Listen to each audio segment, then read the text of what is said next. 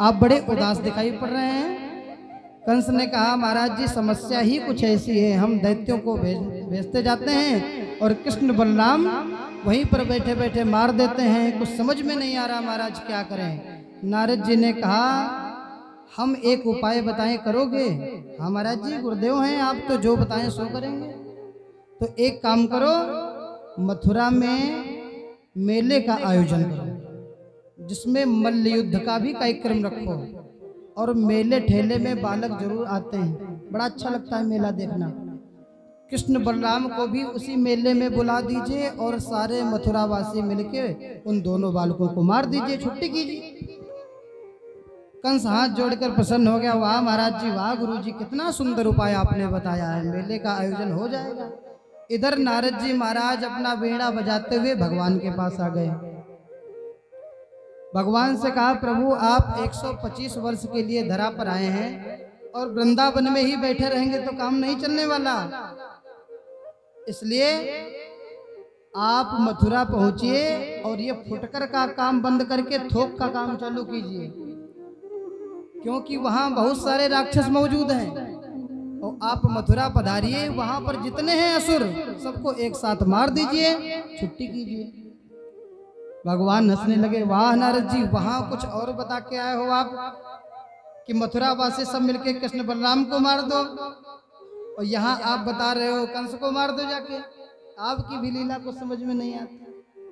नारद जी ने कहा, प्रभु ऐसे काम नहीं चलेगा, वृंदावन में बैठे रहेंगे, कंस एक एक भेजता रहेगा, ऐसे नहीं काम चलने वाला, फुटकर का काम बंद, थोक का काम चालू करो। भगवान ने कहा, ठीक है, आपने गुरुजी जैसा कहा अब वैसे ही होगा। इधर कंस ने अक्रूर जी को बुलाया। अच्छा, अक्रूर जी को क्यों बुलाया? क्योंकि अक्रूर जी कन्हैया के चाचा लगते हैं। तो अक्रूर जी को बुलाया और कहा, अक्रूर हम चाहते हैं कि एक मेले का आयोजन करें और उसमें तुम कृष्ण बलराम को भी लेकर आओ, वो भी मेला देखें और बाकी का हम देख लेंगे। अच्छा, हाथ पकड़कर अक्रूर जी को ये बातें बता रहा था। अक्रूर जी सारा रहस्य समझ गए कि इतना दुष्ट कंस आज हमसे इतने प्रेम से मिल रहा है, इतने भाव से मिल रहा है, हमारा हाथ पकड़ रहा है, इसका मतलब दाल में कुछ काला है।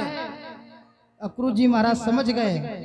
महाराज आप मनोरथ तो बड़े बड़े ऊंचे करते हैं, लेकिन कौन सा मनोरथ आपका सत्य होगा ये तो भगवान को ही पता है।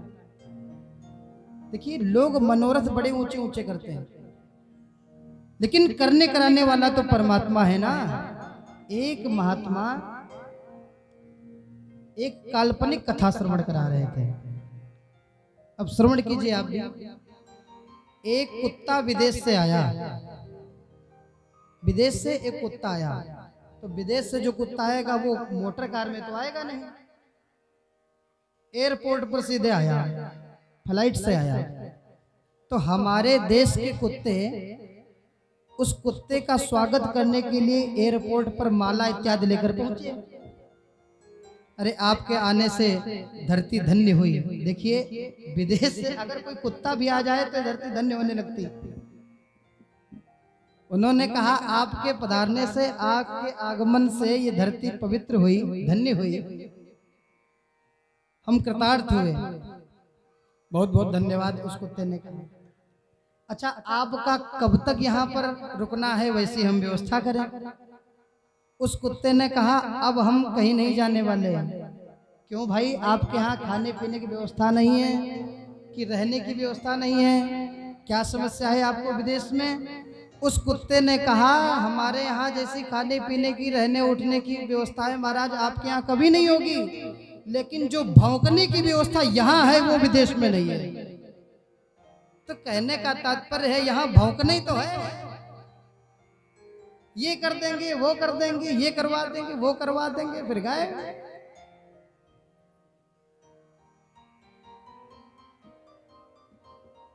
मनोरथा न करो तो चेरे। अक्रूर जी ने कहा, आप मनोरथ तो बड़े बड़े बड़े ऊंचे ऊंचे कर रहे हैं, लेकिन कब क्या होगा ये तो भगवान को पता है।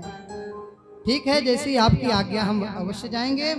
अक्रूर जी महाराज ने स्वर्ण मंडित रथ तैयार किया और प्रातः कालीन वेला में अक्रूर जी महाराज वृंदावन के लिए निकल पड़े। आज अक्रूर जी महाराज के नेत्रों से अश्रुपात हो रहा है। पता नहीं कौन जन्म के मेरे पुण्य उदय हो गए, आज मैं गोविंद का दर्शन करूंगा। अरे कंस भला बुरा चाहे जैसा है, लेकिन उसके माध्यम से आज मेरे गोविंद का दर्शन होने जा रहा है। मेरा जीवन कृतार्थ हो गया, मैं धन्य हो गया। कहते हैं अक्रूर जी महाराज की समाधि लग जाती है, अश्रुपात हो रहा है। मेरे गोविंद नन्हे नन्हे उनके पैर, सुंदर सा मुखारविंद, तोते की जैसी नाक, बिंबा फल जैसे होंठ ठाकुर जी के, गोल गोल गाल ठाकुर जी के, घुंघराले केस, नंगे पैर दौड़ते हैं। आज उन परमात्मा का मुझे साक्षात्कार हो जाएगा। भाव में डूब गए महाराज अक्रूर। सुध ही नहीं रही अक्रूर जी महाराज को कि हमें घोड़े भी चलाने हैं। 4 घोड़े लगे हैं रथ में। अच्छा, मथुरा से वृंदावन की दूरी कितनी है? 11-12 किलोमीटर है, बस, इससे ज्यादा नहीं। सुबह चले थे अक्रूर जी और शाम को पहुंचे। और ऐसे दिव्य रथ में, जो कहते हैं हवा में बात करता है, ऐसा दिव्य रथ। क्यों? कहते हैं बार बार अक्रूर जी की समाधि लग जाती है, गोविंद के प्रेम में नेत्र बंद हो जाते हैं, अश्रुपात होने लगता है। कभी कभी सोचते हैं ना अक्रूर जी कि प्रभु हमसे बात करेंगे कि नहीं करेंगे, क्योंकि हम कंस की तरफ से जा रहे हैं और कंस है शत्रु हमारे प्रभु का। तो शत्रु की तरफ से मुझे समझ कर कहीं मेरा अनादर ना कर दें। लेकिन ऐसा नहीं करेंगे मेरे प्रभु। मेरे प्रभु बहुत दयालु हैं, बहुत कृपालु हैं, ऐसा नहीं करेंगे हमारे ठाकुर, ऐसा नहीं करेंगे। तब तक क्या देखते हैं, दाईं ओर से एक हिरण का झुंड निकल गया। अरे वाह, अब तो शकुन हो रहे हैं, मुझे पक्का भरोसा है ठाकुर जी के दर्शन होंगे। बार बार शकुन हो रहे हैं, अक्रूर जी गदगद हो रहे हैं। वृंदावन की जैसे ही धरा पर पहुंचे, कहते हैं ठाकुर जी के चरण चिन्ह दिखाई पड़ने लगे।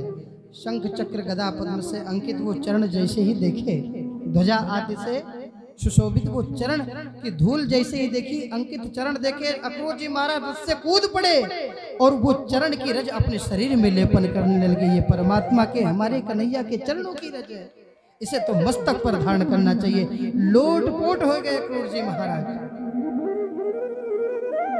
अक्रूर जी महाराज वृंदावन में प्रवेश किए और देखा क्या कि हमारे प्रभु पीछे पीछे गायों के चल रहे हैं। सायंकालीन वेला है, गोदोहन काल है।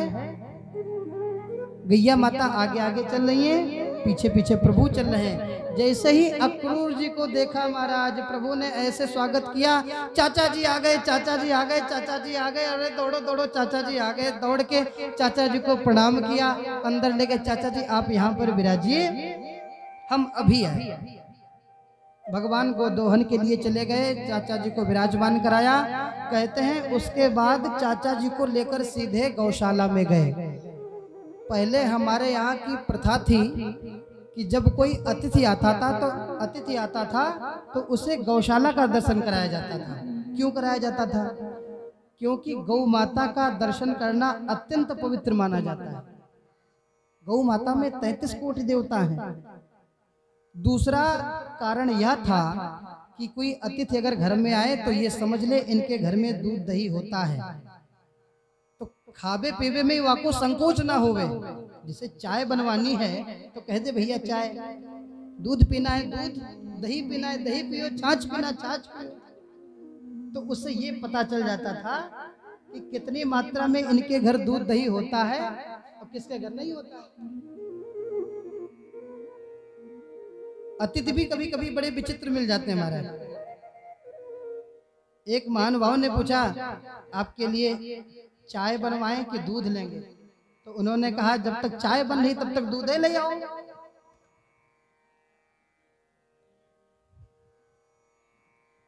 अतिथि भी अद्भुत, जब तक चाय बन रही तब तक दूध ले आओ।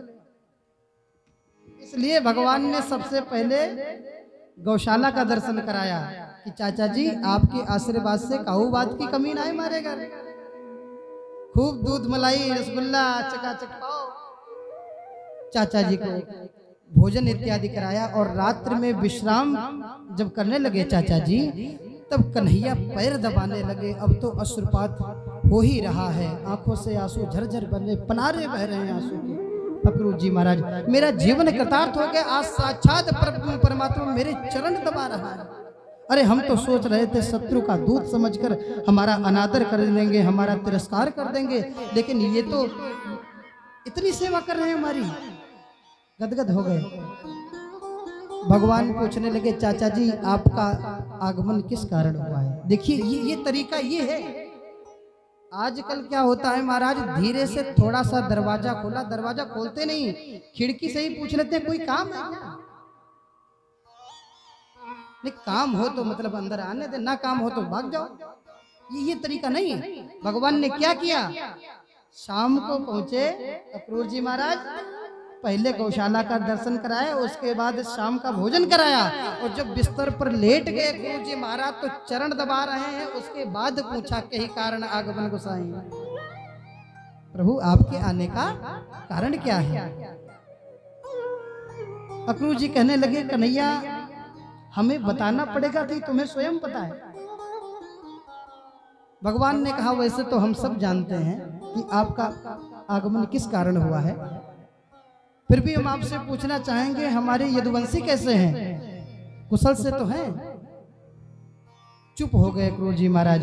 भगवान ने कहा, शायद हमने प्रश्न ही गलत कर दिया, क्योंकि ये कंस रूपी जो कैंसर हो गया है यदुवंशियों के मध्य में, इसके रहते हुए कभी यदुवंशी सुखी रह ही नहीं सकते। अक्रूर जी महाराज कहने लगे, महाराज इस कैंसर की दवाई के लिए ही हम आपके पास आए हैं, आप इस कैंसर का इलाज कर दीजिए चल के।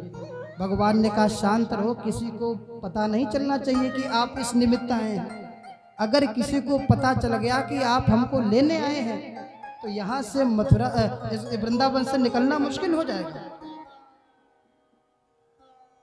और नंद बाबा के पास कन्हैया आए, कहने लगे, बाबा हम तो मेला देखेंगे।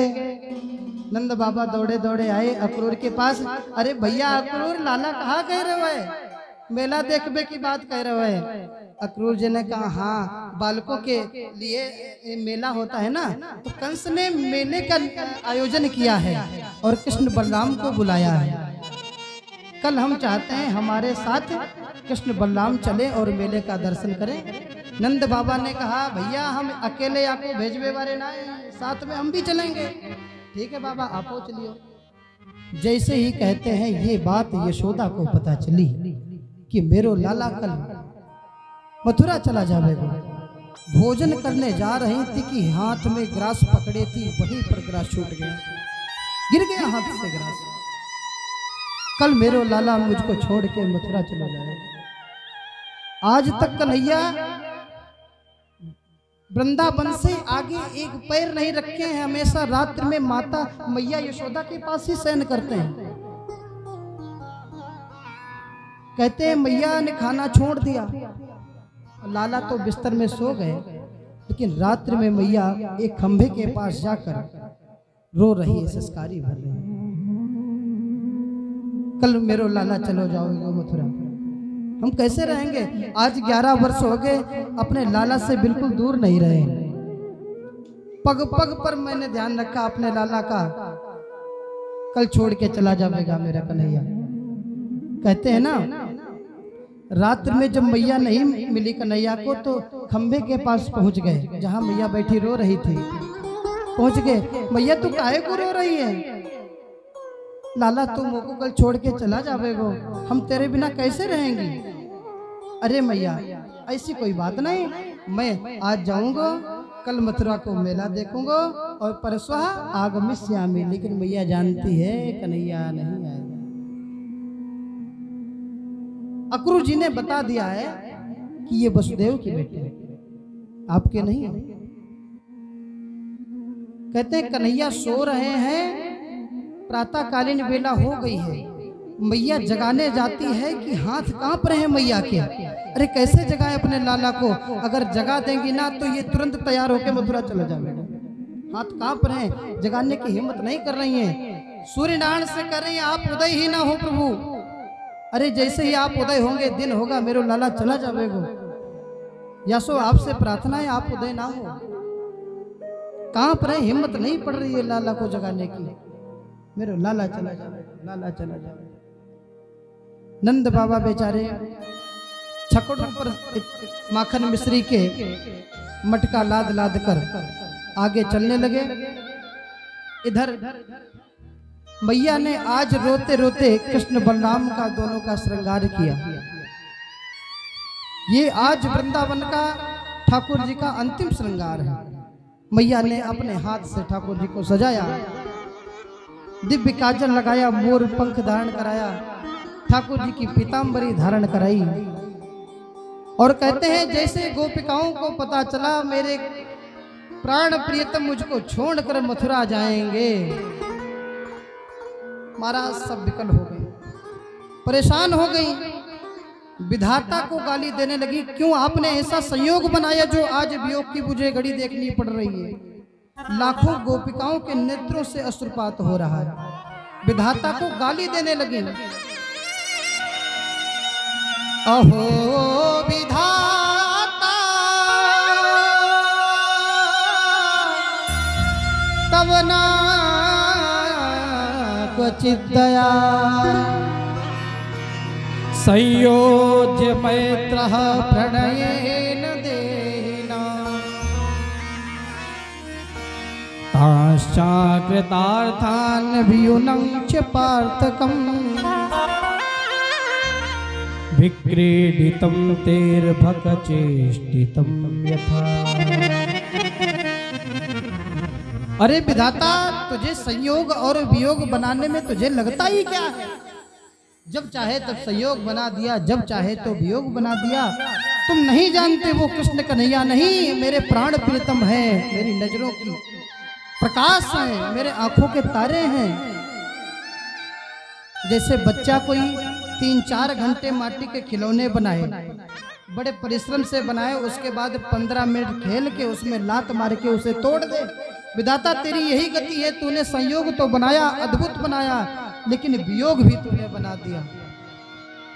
ये अक्रूर नहीं, ये क्रूर है जो मेरे प्राण प्रीतम को यहां से लेने आ गया। विधाता को गाली देती हैं, अक्रूर को गालियां देती हैं। भगवान आज बलराम जी के सहित रथ में आरूढ़ हैं। कहते हैं जैसे ही रथ अक्रूर जी ने चलाया तो आगे लाखों गोपिकाएं रथ के आगे लेट गई। हम इस तरह से अपने प्राण प्रीतम को नहीं जाने देंगे। अगर जाएंगे प्राण प्रीतम तो मेरे पहले प्राण जाएंगे। अक्रूर चला दो रथ मेरे ऊपर से। क्यों नहीं चला रहे हो अक्रूर जी? महाराज तर कांपने लगे। ये लाखों गोपियां हैं, हम किसको किसको समझाएं? एक हो तो समझाएं। लाखों गोपियां लेटी हैं, हमारे प्राण प्रीतम तब जाएंगे जब मेरे पहले प्राण जाएंगे। हम ऐसे नहीं जाने देंगे अपने प्राण प्रीतम।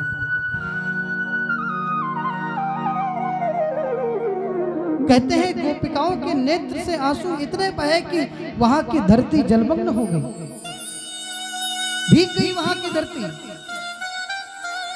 लाखों गोपिकाओं, अरे गोपिकाओं की तो छोड़िए, जिन गैयाओं को हमारे ठाकुर जी चलाते थे ना, उन गैयाओं के मुख में चारा भरा है, चारा बाहर लटक रहा है, मुंह बंद किए खड़ी हैं, आंखों से अश्रुपात हो रहा है।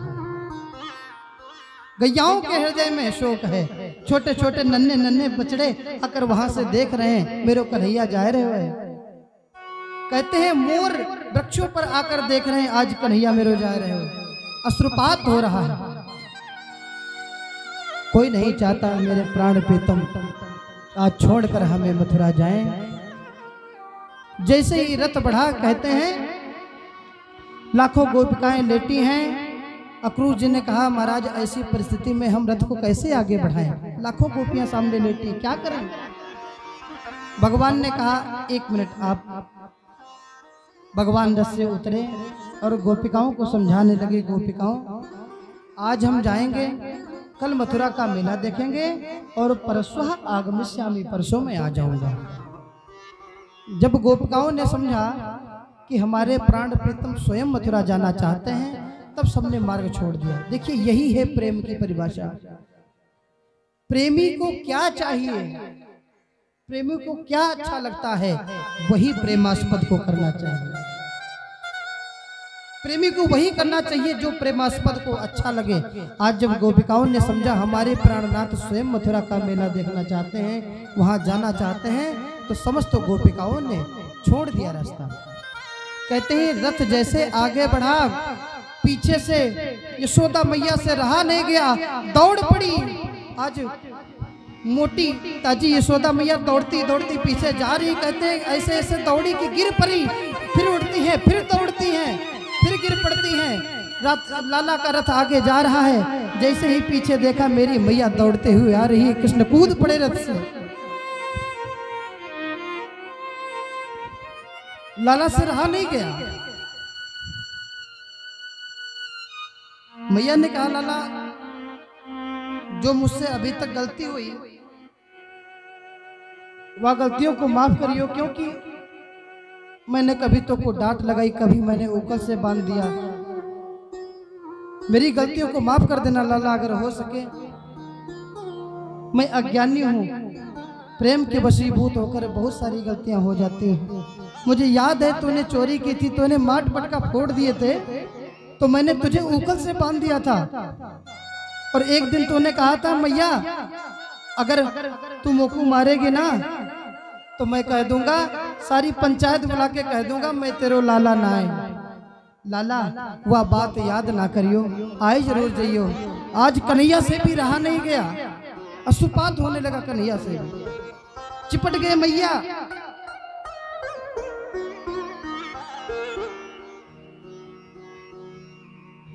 अद्भुत प्रेम उमड़ा। आज मैया को वहीं पर छोड़कर भगवान पुनः रथ में आरूढ़ हो गए, चल दिए। मैया तो कहते वहीं पर मूर्छित हो गई, बेहोश हो गई मैया वहीं पर। रथ जा रहा है आगे आगे पीछे। गोपवाल पहले तो रथ को देखते रहे, जब रथ दिखना बंद हो गया तो रथ की ध्वजा को देखते रहे। जब ध्वजा भी दिखनी बंद हो गई तब कहते हैं रथ की धूल को देखने लगे। धीरे धीरे रथ आंखों से ओझल हो गया।